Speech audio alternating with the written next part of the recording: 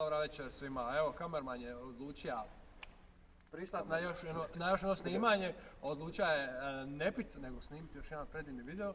Tako da, evo, današnji gost, Kozle. mladi Kozle.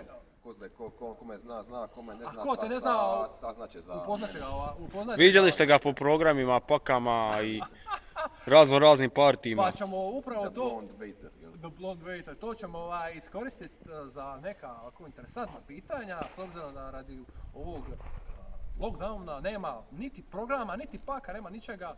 A malo ćemo iskoristiti to za pričanje o klupskoj sceni, programima po... Pakama u Splitu. Programima, to je po ovoj naški vam, ovdje ne znam kako to recimo gori u Zagrebu kažu, u nas to kažemo, u nas se kaže par, oni su knjiže, oni su poenglenizirani.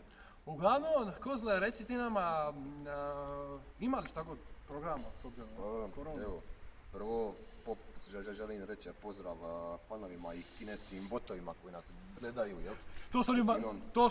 To su oni od onoga što dobija nagradnu igru što je radija botove da može dobiti ono... Samo se ti nada da su to botovi. Programi u Splitu, pa gledaj. Programi u Splitu, brate, od uvijek su bili jaki. Split kad, evo, radi na baušteli sa Slavoncima, jel, i skoro da Split ono narkonski grad i to trebamo imati najbolje programe, jel. Uvijek se ima klubove jake, Bačvice, bilo je vamo, ovi Bačvice, Bače. Misliš klub Bačvice? Klub Bačvice, ovi ovdje je bija klub, kako se zvadi, je Dino Dvornik, vrtija, brate. Masters. Klub je bija i ovdje, upravo i ovdje, sad smo sada. Problem je što je to većinom bilo, jer kad cajkaški klubovi samo su bili jaki uvijek. Rock klubovi, to rock scena u Splitu je bila super, jel? Ima si 90-ih bendove, Stillness, Dioniz, koji su bili rock, imaš ti bio koji ono, najpoznatiji splitski bend, jer on ide na neku rap šemu, što su super, ali većinom su kao cajke bi bile šeme, sve klubovi su bili, većinom cajkaš što imaš par klubova u Splitu, Kocka, koji je alternativni klub, jel? Metal Klub X, nek me sponzoriraju oni, Metal Klub X za metalce koji ono, Zove metalce kojih je jako malo. Kojih je jako malo, prije ih je bilo više, jel? Došla su takva vremena da ljudi, brate... Suba alternativa izumire, a nije alternativa, nego ljudima jednostavno više kurac, ono, slušao sve i ne mogu se naći putove više, jel? Slušao sve i svašta jer je toliko sad pristupno sve, jel?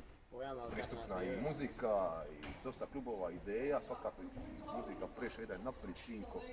Da više nemaš pojma šta više slušaš, jer kad imaš to toliko izbora, došla internet, došlo ovo, došlo ono. Ali, eto, to je više manje što bi rekao klubima šta ja znam. Dobro, ali ja sam vidio da ti pratiš veliku većinu žanrova. Viđao sam te u Murala, to jest bili smo skupa u Murala, bili smo u Kocke, u Kvazija, u Zente. Ajde. I na cajkama, pa gledaj, ja sam tip osobe. Ti posebno za ekipu, da pretpostavim niče ekipa. Koji slušam sve, koji sve mogu naći u svakoj vrsti muzike, mogu naći neku svoju pesmu, neku svoju priču, jel? U svakoj vrsti muzike. Bila to neka cajka koja me opere i se stvarno nađe, ono, gdje sam u mom momentu bila to tehno koji je stvoren da plesat, se mogu isplesat realno na cajkama, na roku, na metalcu, da mogu isplesat, da samo tučku, da on odzida. Bila neka metal pisma koja ono, pogađa me u dušu, rock pisma, šta ja znam. Znači svestran si? Svestran, da. To je najbitnije, kad ovako svi bili koji naš dan, ko zna vam ovdje, scene bi nam možda i bilo, pa ako scene nema, možda sad ovo tokom ove korone. Jebi ga, eto, jedan mali kratki osvrt, ne znam, evo, jedna dobra vijest, možda ćete pogledati ovaj video do kraja, da bi možda ako niste vidjeli, Gitak je objavio službenu stranicu, navodno se i oni vraćaju, bar neka pozitivna vijest na kraj 2020. Imaš jedna pozitivna vijest, našli su Ininu platformu. I to su našli isto, dobro, onda nije otišla negdje u željezo, Kozle, hvala ti puno i eto ga ekipa, vidimo se kamerama, hvala, pozadinski gost.